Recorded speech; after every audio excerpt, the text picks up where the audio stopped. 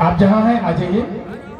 श्री रघुनाथ जी, श्री देवी दीन जी, बहन जानकी, श्री संतोष जी, श्री भगवान दास। आप हाथ लगा दो, सब प्रसाद ले लें।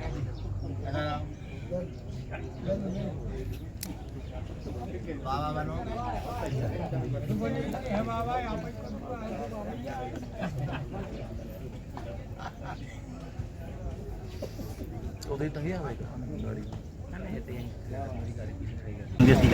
आज हम पटोरी गांव आए हैं। छतरपुर जिले के बिजार विधानसभा के अंतर्गत किशनगढ़ क्षेत्र का एक ऐसा स्थान है जहां पूर्ण रूप से साधन संसाधन नहीं पहुंच पाते हैं, क्योंकि पहाड़ है, दुर्गम रास्ता भी है। इसी बीच में अनेक गांव हैं।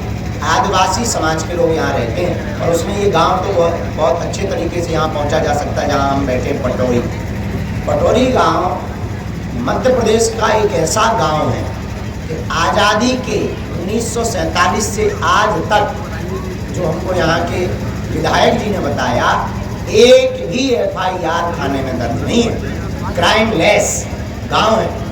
उस गांव में समस्त लोग, सबसे बड़ी बात कि केवल आदिवासी समाज के लोग रहते हैं, पर एक भी क्राइम नहीं है। तो उस गांव से मिलने, पिछड़े और बिछड़े लोगों से मिलने, बड़े बड़े लोग तो हमसे मिल पाते हैं।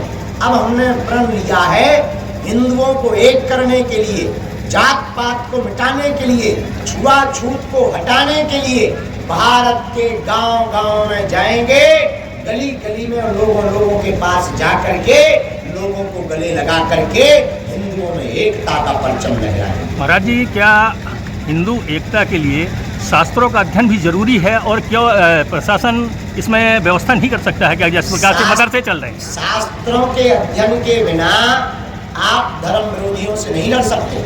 हमसे कोई पूछे कि आपके लिए लड़ने का बढ़िया हथियार क्या है, तो हम तो कहेंगे शिक्षा ही वो हथियार है जिससे बड़े बड़े दुश्मनों से लड़ा जा सकता है। जैसे मदरसे चल रहे हैं, का अध्ययन बहुत जरूरी है। मदरसे चल रहे हैं, इसी प्रकार से हिंदुओं के लिए क्या संस्थान नहीं बनाए जा सकते?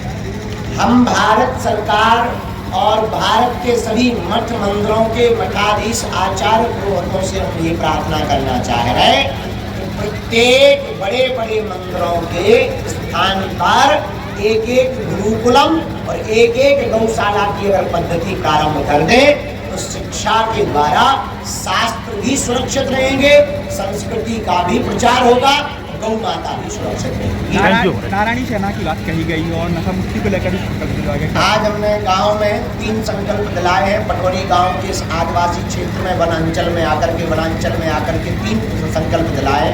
पहला संकल्प हमने दिलाया है कि गांव के प्रत्येक युवा वर्ग व्यक्ति को, हर वर्ग के व्यक्ति को जात पात ऊंच नीच छोड़कर मंगल शनिवार को मंदिरों में बैठना प्रारंभ करना है।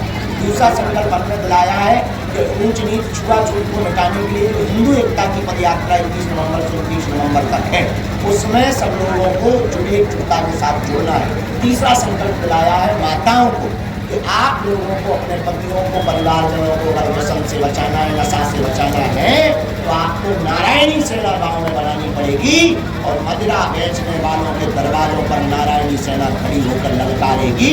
तो नशा, व्यसन, दारूखोरी गाँव का बंद होगा, गांव का विकास होगा तो क्षेत्र का विकास होगा, क्षेत्र का विकास होगा तो जिले का विकास होगा, जिले का विकास होगा तो प्रदेश का विकास होगा, प्रदेश का विकास होगा तो देश का विकास होगा। धन्यवाद। धन्यवाद। जय श्री राम।